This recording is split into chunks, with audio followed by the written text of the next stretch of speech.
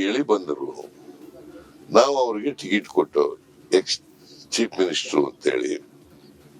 ಮತ್ತೆ ಅವರು ಅಸೆಂಬ್ಲಿ ಚುನಾವಣೆಯಲ್ಲಿ ಸೋತರು ಅವ್ರ ಕ್ಷೇತ್ರದಲ್ಲಿ.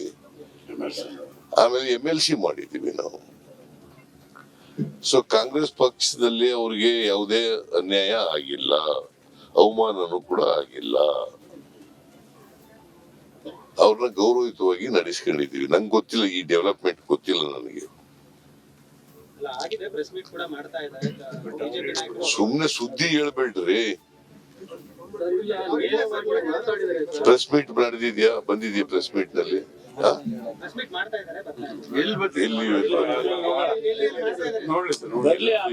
ನಂಗೆ ಗೊತ್ತಿಲ್ಲಪ್ಪ.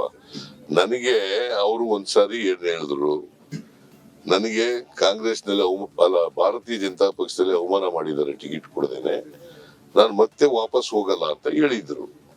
ಅಷ್ಟು ಗೊತ್ತು ನನಗೆ. ಅದಾದ್ಮೇಲೆ ನನಗೆ ಸಿಕ್ಕಿಲ್ಲ ಅವರು. ಪ್ರೋಗ್ರಾಮ್ ಆದ್ಮೇಲೆ ಗೊತ್ತಾಗುತ್ತೆ.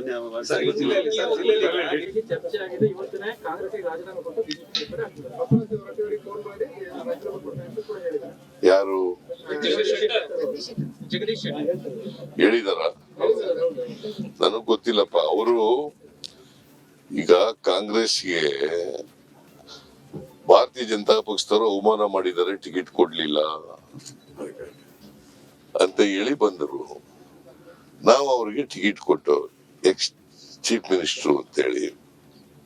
ಮತ್ತೆ ಅವರು ಅಸೆಂಬ್ಲಿ ಚುನಾವಣೆಯಲ್ಲಿ ಸೋತರು ಅವ್ರ ಕ್ಷೇತ್ರದಲ್ಲಿ.